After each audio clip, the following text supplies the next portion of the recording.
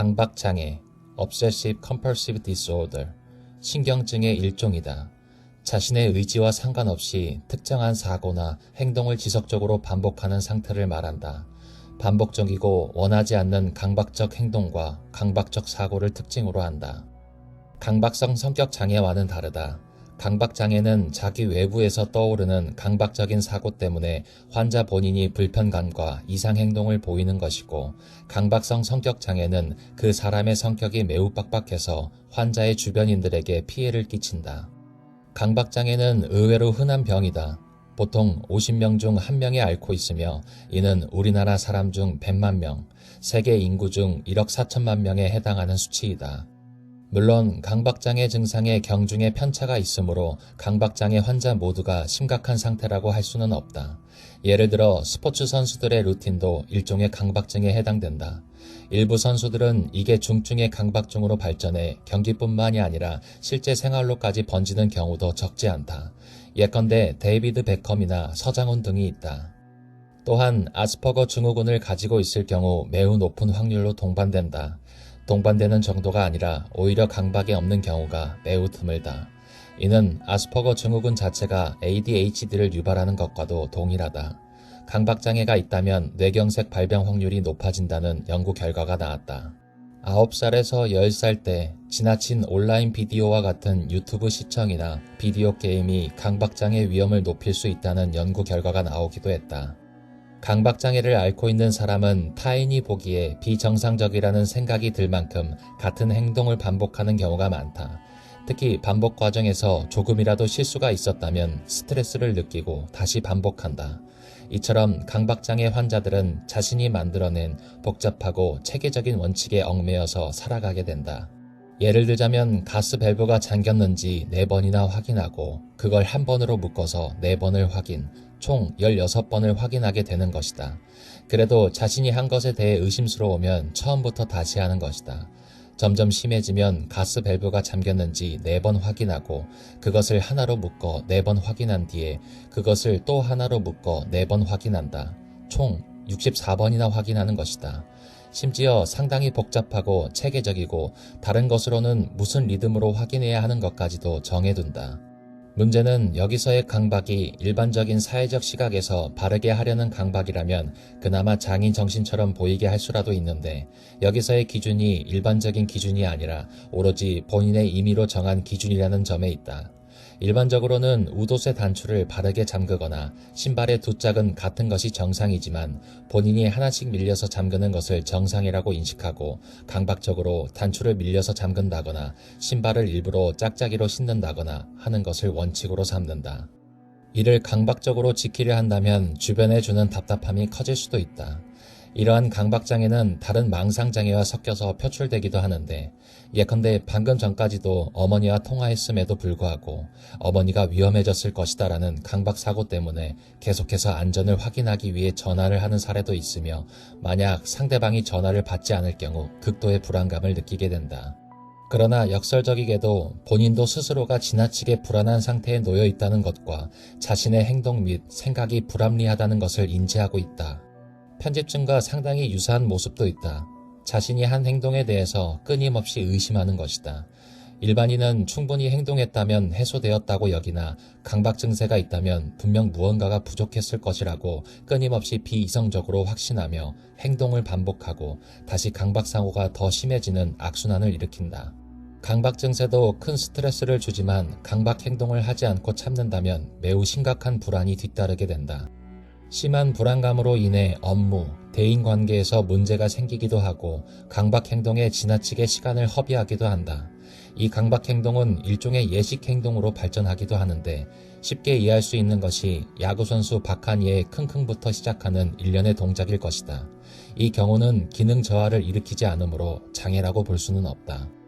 이러한 강박 행동의 과정이 몇 시간씩 걸리기도 한다. 본인이 불합리하다는 것을 알고 있음에도 이것을 하지 않으면 불안해서 눈물이 나고 죽을 것 같다는 사람도 있다. 이 과정에 시간이 너무 걸려 집 밖으로 전혀 나오지 못하는 사람도 있을 정도이다. 또한 강박장애는 매우 사소한 일까지도 하나하나 다 신경 쓰는 경향이 있다. 문제는 강박 행동으로는 일시적인 불안감의 호전만 발생하며 강박 행동의 강도가 점차 강해지는 결과를 가져온다는 것이다. 특히 저장 강박 장애 환자들은 본인만의 순서나 규칙성에 사로잡혀 있는 경우도 많고 불필요한 물건들을 버리지 못하고 쌓아놓는 경우가 흔하다. 당연하지만 강박증과 일반적인 습관, 생활계획은 구분해야 한다. 가령 강박증의 일종인 결벽증과 단순히 청결한 생활을 좋아하고 이를 유지하기 위해 노력하는 습관을 가진 것은 엄연히 차이가 있다. 후자는 본인의 의지에 따른 것인 반면 전자는 엄연한 질병이다. 따라서 다른 정신질환과 마찬가지로 강박증을 본인의 의지만으로 고치기는 힘들다. 단 본인의 의지가 없다면 호전되기 역시 힘들다. 저장 강박증은 물건을 버리지 못하는 강박 증세이다. 그 물건의 가치와는 무관하게 물건을 버리는 것을 극도로 기피하게 된다. 증세가 약하면 쓰지 않지만 쓸 수 있는 물건을 언젠간 쓰겠지 하고 아까워하며 못 버리고 쌓아두는 정도이며 심한 경우에는 비닐봉지나 페트병 같은 쓰레기조차 버리지 못한다. 심각한 저장 강박 환자의 주변 사람들이 보다 못해 치우려고 하면 미친 듯이 분노하면서 화를 내기에 손도 대지 못한다. 보통 이런 환자들의 집은 쓰레기장 수준을 넘어 난지도가 되게 마련이며 대청소를 하면 1인 가구에서는 2톤, 심하면 10에서 20톤의 쓰레기가 나온다고 한다. 한국에서는 아파트 거주가 흔해 저장 강박의 환자의 집을 청소하지 못하면 벌레의 번식처가 되어 배관이나 전기 배선 등으로 이웃집에 유입되거나 악취가 풍겨 나오는 등 거주민 전체가 피해를 본다. 2020년대에 한국에서 이러한 저장 강박을 해결해주는 방송 프로그램으로 신박한 정리가 있었다. 다만 주의할 점은 이런 유명한 쓰레기집 사례가 전부 저장 강박증은 아니다. 쓰레기집의 상태를 보면 구분이 가능한데 저장 강박증 쓰레기집의 경우 그래도 쓰레기들이 나름대로 정리되어 있으며 사람이 생활할 최소한의 공간은 남겨놓는 경우가 많다.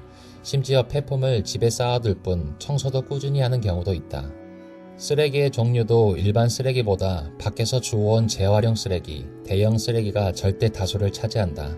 반면 다른 원인에 의해 만들어진 쓰레기집은 이름 그대로 쓰레기장을 그대로 집 안에 재현해둔 경우가 대다수로 아무런 규칙 없이 어지럽게 마구 방치되어 있으며 쓰레기의 종류도 생활 중 생성되는 일반 쓰레기 및 음식물 쓰레기의 비중이 높다.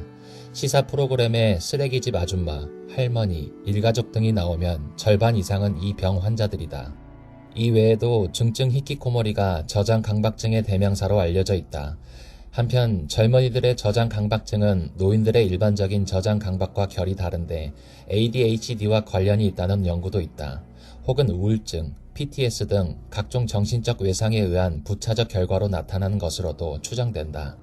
자신의 사육 능력을 넘어서서 지나치게 많은 수의 동물을 키우는 사람인 애니멀 호더 역시 저장 강박증 환자의 일종으로 보기도 한다.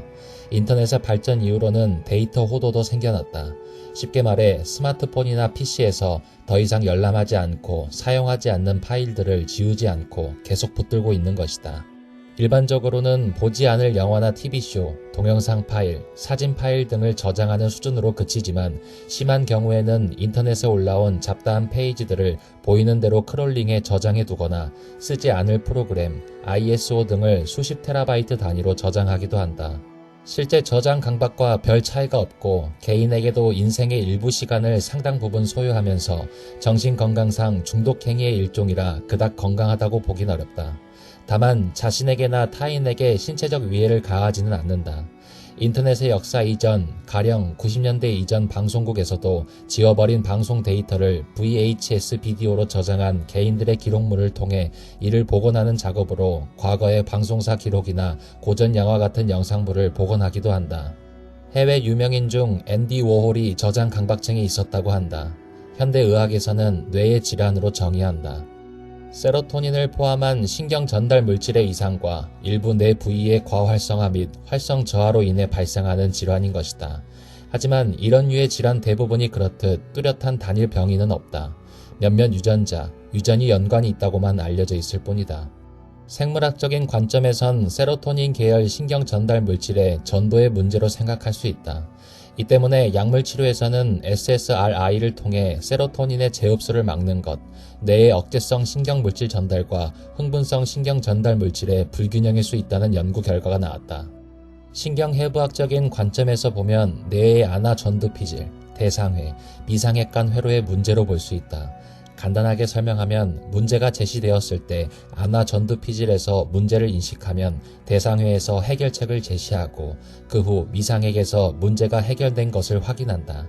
그런데 강박장애는 대상회에서 미상핵으로 넘어가는 과정에 문제가 생겨 해결 확인이 제대로 처리되지 못한다. 따라서 이는 특정 작업을 한 후 처리가 되었는지 계속 확인을 해야 되는 강박장애로 나타나는 것이다. 판다스 증후군에서도 스트랩토코커스 세균에 감염되었을 때 면역체계가 이상 작동하는 자가 면역 질환에서 강박장애와 틱장애가 발생할 수 있다. 스트레스가 극도로 심한 경우 이러한 강박 유사 증세가 발현하기도 한다. 수험생들이 흔하게 가지는 징크스도 경미한 강박 증세의 일환이라고 볼 수 있으나 대부분은 일시적이다.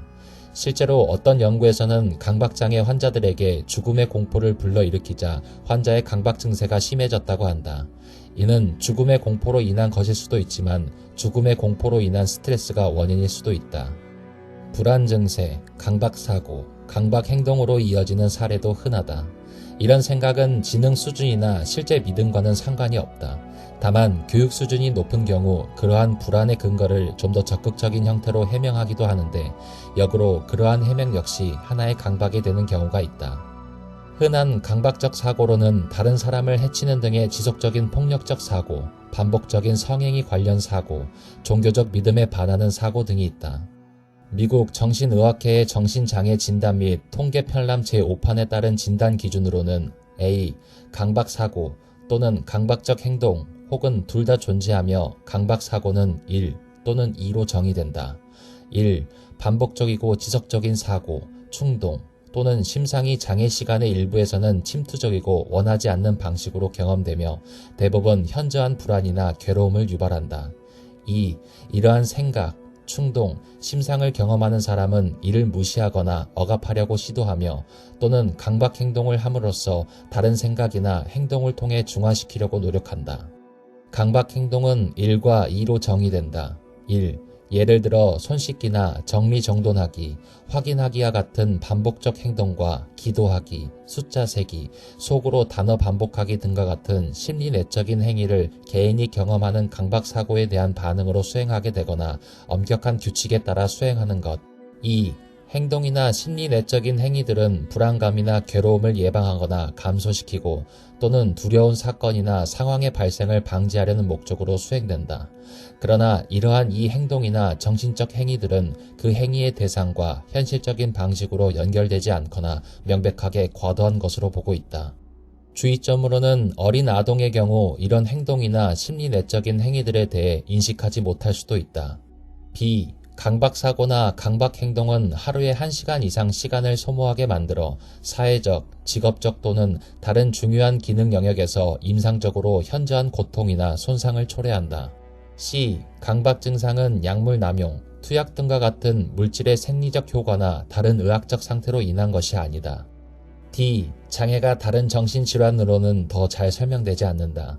예를 들어 범불안 장애에서 과도한 걱정, 신체 이형 장애에서 외모에 대한 집착, 수집광에서 소지품 버리기 어려움, 발모광에서 털 뽑기, 피부 뜯기 장애에서의 피부 뜯기, 상동증적 운동 장애에서 상동증, 섭식 장애에서 의례적인 섭식 행동, 물질 관련 및 중독 장애에서 물질이나 도박에 집착, 질병 불안 장애에서 질병에 대한 과다한 몰두, 변태 성욕 장애에서 성적인 충동이나 환상, 파괴적, 충동 조절 장애 및 품행 장애에서의 충동, 주요 우울 장애에서의 죄책감을 되새김, 조현병 스펙트럼 및 기타 정신병적 장애에서의 사고 주입 혹은 망상적 몰입, 자폐 스펙트럼 장애에서 반복적 행동 패턴 등이 있다.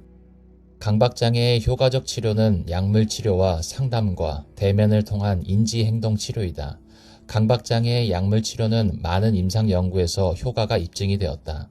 현재 대표적인 약물은 SSRI이다. 일반적으로 4주에서 6주의 효과가 나타나고 최대 8주에서 16주에 나타난다. 같은 계열의 다양한 약물이 존재하고 개인에 따라 약물 반응 및 부작용 발생에 차이가 있어 인내를 가지고 약물 치료에 임하는 것이 중요하다.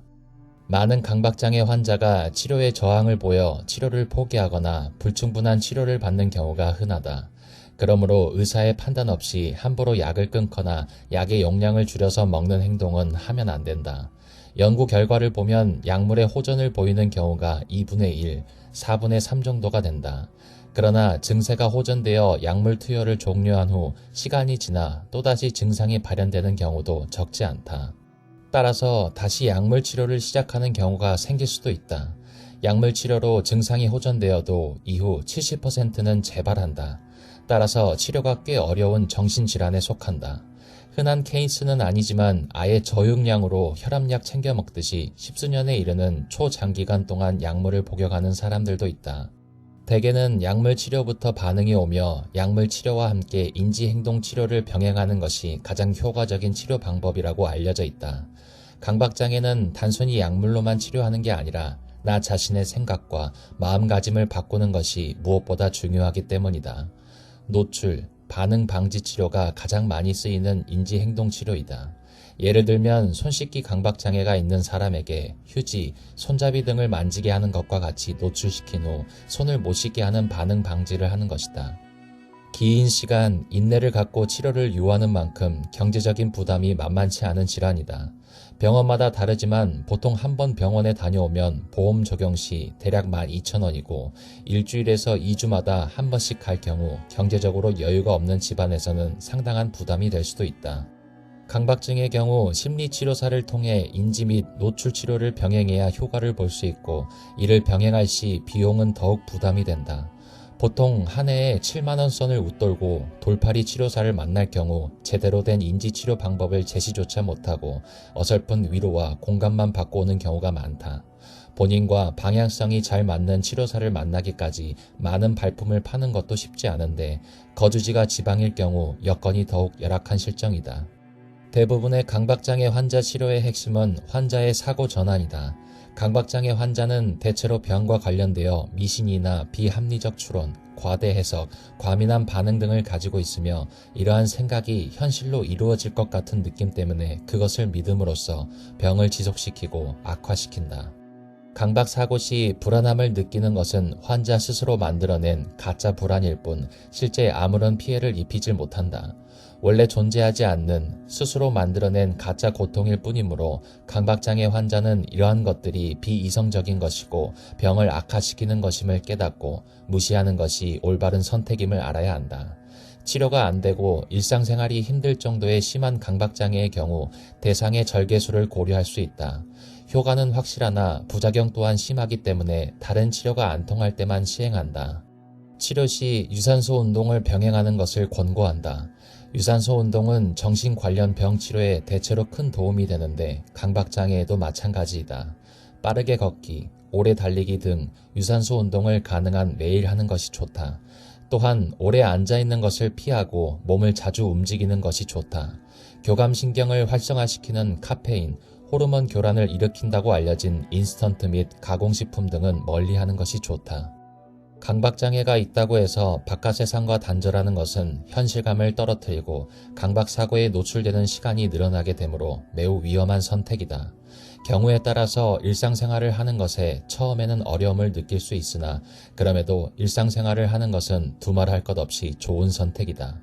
오히려 노출 치료의 일환으로 여기고 지속적인 일상생활을 통해 주변 사람들과 환경으로부터 끊임없는 피드백을 주고받으며 현실감을 유지하는 것이 무엇보다 중요하다.